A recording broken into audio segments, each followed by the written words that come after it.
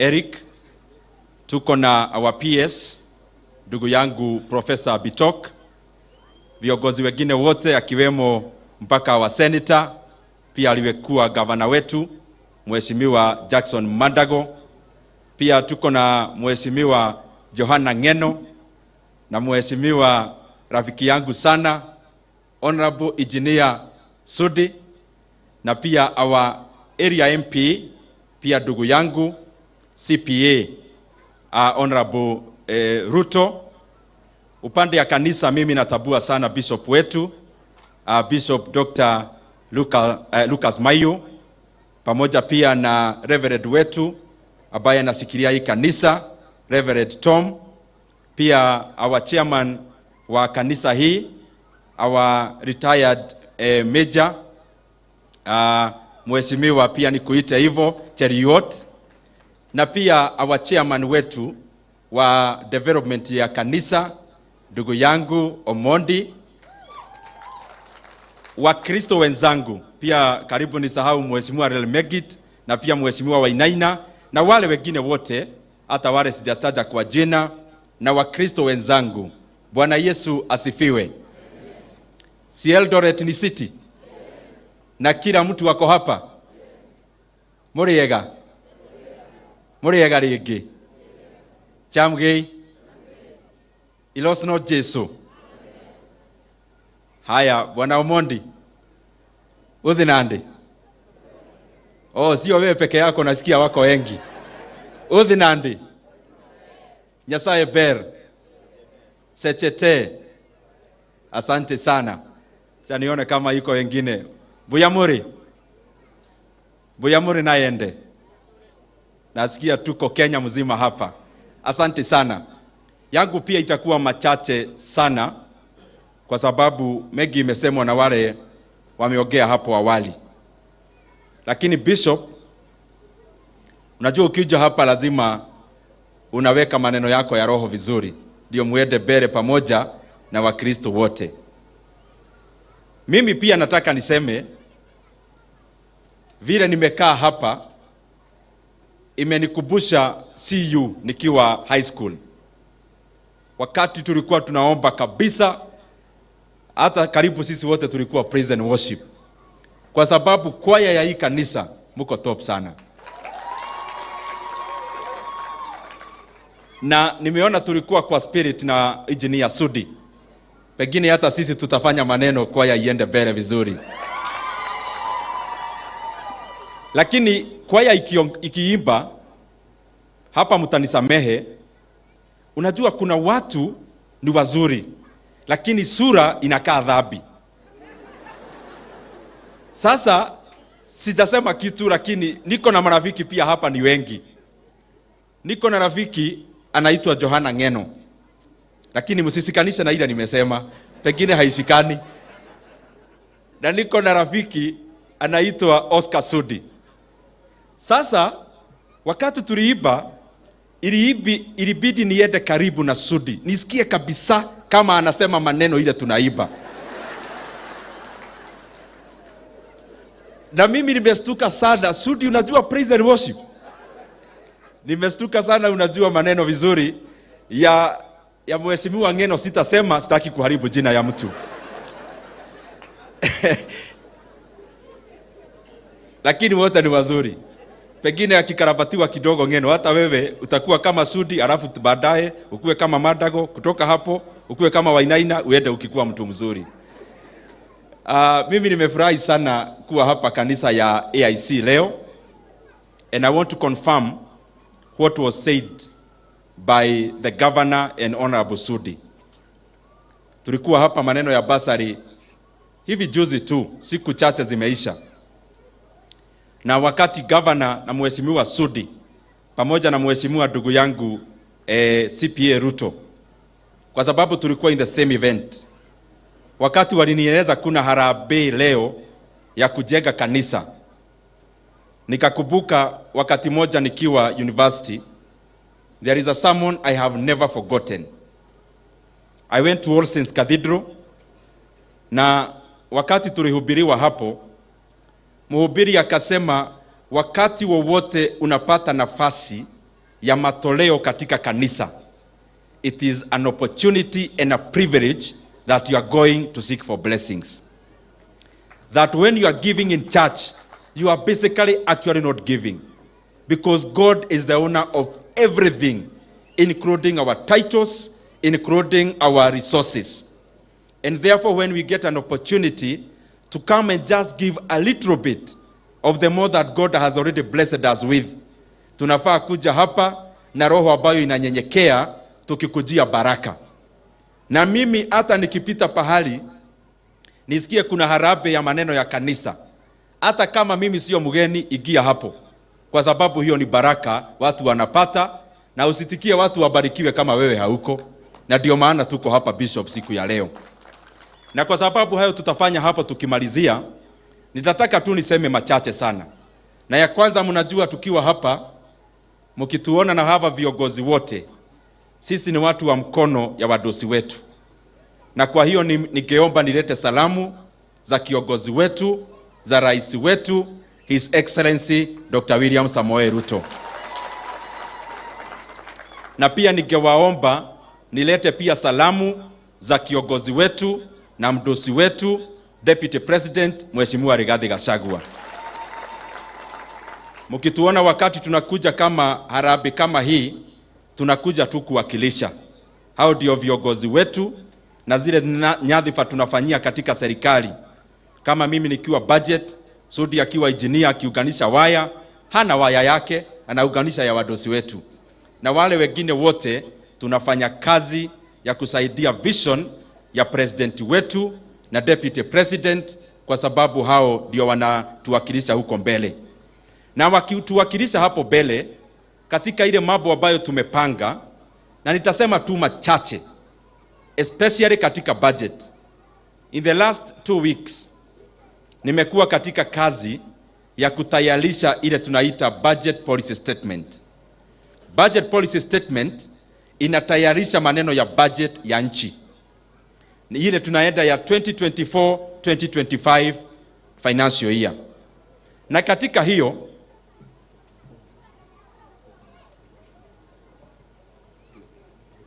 thank you very much ndugu yangu. Kuna mtoto amejifugia kwa gari, na hii ni vizuri, kwanza tuna stop vile tunafanya. Mzazi ambaye yako na KCZ 288Y, mtoto wako ndani ya gari na naona the temperatures are very high, so the parent can actually check on that. Asante sana, thank you very much ndugu yangu. Na kwa hivyo katika hayo yote tunafanya ya kusaidia viongozi wetu kubadilisha nchi ya Kenya. For the last 2 weeks tumekuwa katika kazi ya kutengeneza budget policy statement ya budget ambayo itatuongoza from July of this year. Na katika hiyo budget tuliweza build up on the many things that the president has already accomplished. Number 1, tumeweka pesa ya fertilizer. Na sio fertilizer peke yake, tumeweka pesa ya all the inputs. You know, Kenya, for us to start talking about GDP growth, we first of all have to be independent in terms of the supply chain of food. And in that respect, tunataka kama serikali tunasaidia wakulima kwa njia ya inputs, hiyo ni mbegu, na pia maneno ya fertilizer. Na naweza hakikishia wakulima wote tumeweka pesa ya mbegu, hata ya cotton, BT cotton seed, tumeweka pesa mpaka ya mbegu ya sunflower seed, kwa sababu tunataka pia to grow our edible oils within the country. Pia tumeweka maneno ya fertilizer, ya cash crops and also food crops. Na ile fertilizer tunanunua tukienda mbele is what we call crop specific fertilizer. Kama ni mkulima wa mahindi, anapewa ile inastahili mahindi. Kama ni mkulima wa kahawa, anapewa ile inastahili kahawa. Na kwa hivyo hiyo maneno yote tumeangalia. Tumeweka pia pesa, na unajua Kenya tunashikiliwa sana na wakulima wa kahawa kwa maneno ya exports. Na tumeweka pesa ya kututayarishia kutengeneza ile inaitwa guaranteed minimum returns kwa maneno ya kahawa. Hapo beleni tuliweka 4 billion katika supplementary. Katika hapa juzi tumeongeza another 2 billion katika coffee cherry fund, ambayo tunataka tutumie to guarantee our coffee farmers a guaranteed return. Tumeweka pia pesa ya wakulima wa majani chai. Wale hapo awali walinunua fertilizer, subsidy ilibaki upande ya serikali.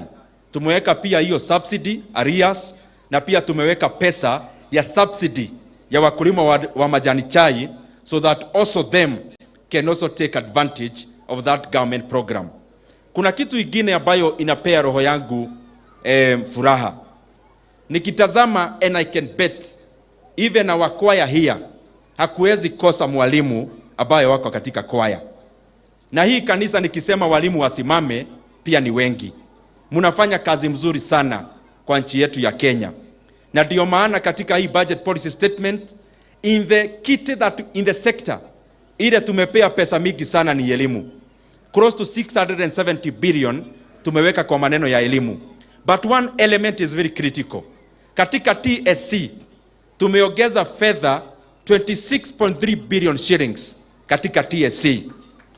Na hiyo pesa tumesema wale interns, wale waliajiriwa hapo awali na serikali, 26,000 of them, we want them to be confirmed on permanent and pensionable terms. Kwa sababu hawa wengi ni wazazi pia, wanajitolea sana, tunataka wapewe kazi na serikali, kazi ya kudumu. Na katika hiyo fedha pia 26.3 billion, tumeweka pesa of hiring an extra 20,000 teachers katika the next financial year. Na haya yote ni maneno ya elimu. Na kitu ingine ambayo ningetaka nigusie nikienda kumalizia. Maneno, unajua hapa ni Eldoret town, but I also know we also come from villages. Most of our villages, the access to electricity is very low.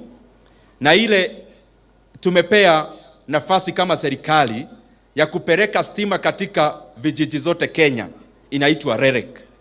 REREC, tukianza kutengeneza hii budget, walikuwa wamepewa 9 billion shillings. And the president called me when we were finishing the budget policy statement. And we added another 12 billion shillings ambayo itaenda katika REREC, iende kuunganishia Wakenya wengi stima. Na katika hiyo fedha rais amesema, na hii ienda vizuri sana, we want first of all to maximize the infrastructure that you already have. Kwenye hakuna line, kwenye kuna already the lines, kuna LV lines, kwanza tuhakikishe hiyo fedha inaenda kuunganisha as many Kenyans as possible. And because the president believes in one Kenya, where there is no Kenya built on the basis of ethnicity, the president has told us categorically, tukigawa pesa ya budget, we must never give cognizant of how people voted. Maneno ya election ilikwisha, ametuambia sasa ni maneno ya kujenga Kenya. Na hatuangalii pahali popote Kenya in a different manner than we look the other.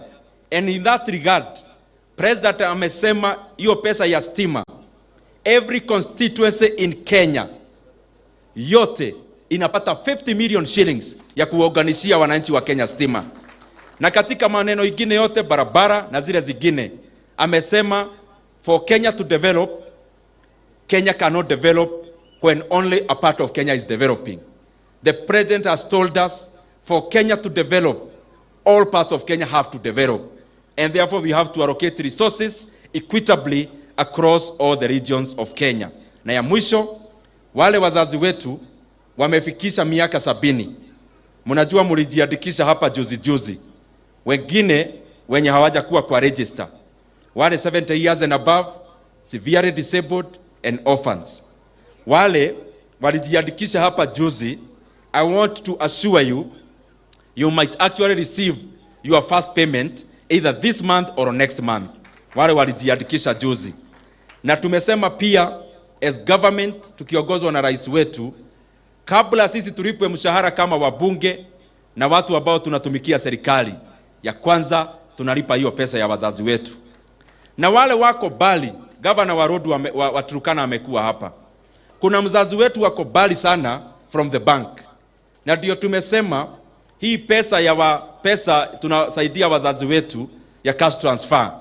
Badala ya wao waende kukiu katika banks, tutakuwa tunawatumia kwa simu, kwa M-Pesa, wanatolea kwenye wako nyumbani.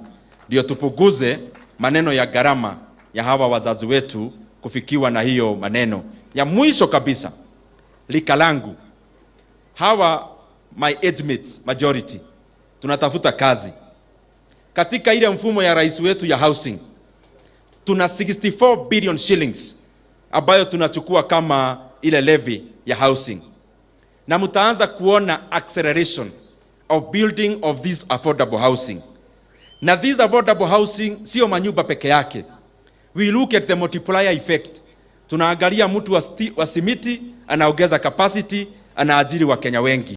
All that chain, it means additional jobs. And on top of that, the president has been going around many countries, literally begging for jobs for our Kenyan youth. Lakini juzi tulishtuka kidogo. Rais ameenda nchi yetu, a friendly country, akapata nafasi ya kuajiri 2,000 nurses katika hiyo nchi. Tukaweka katika gazeti, na nurse huko the salary was 200,000. 2,000 opportunities were there available. Only 500 Kenyans applied. 1,500 ikapotea. So nataka kuhimiza vijana wote, tukiona kitu katika gazeti serikali imesema iko kazi, hii serikali sio ile zimekuwa, ile maneno ilikuwa inagawanywa na viongozi. Ukiona kazi katika gazeti haijagawanywa, hiyo kazi ni yako mwenye unasoma gazeti. Apply hiyo kazi, ni nafasi yako. Rais akisema maneno ya digital jobs, those digital jobs are real. So let us not think ni maneno tunasema tu. There are already many Kenyans already engaged in those digital jobs. Tafadhali, let's take advantage of that. And that is the reason why katika hizo kazi za nje, katika hii budget policy statement na ndugu yangu Bitok, rais atitueleza tuweke 3.2 billion shillings kwa maneno ya harnessing the efficiency around passports. And I am sure tukianza the next financial year, maneno ya passport will take shorter time, tuondoe hiyo maneno mingi ya Wakenya kutafuta passport ambayo hawapati, na tumeweka resources so that there is efficiency in that sector. Na hayo mengi, mimi nawashukuru sana. Na mimi nauliza Engineer Sudi, sasa mimi naona mtanitafutia, sijui mtajua ni jina gani. Wewe nitafutie kasaba hapa, mimi nikuwe mwenyeji.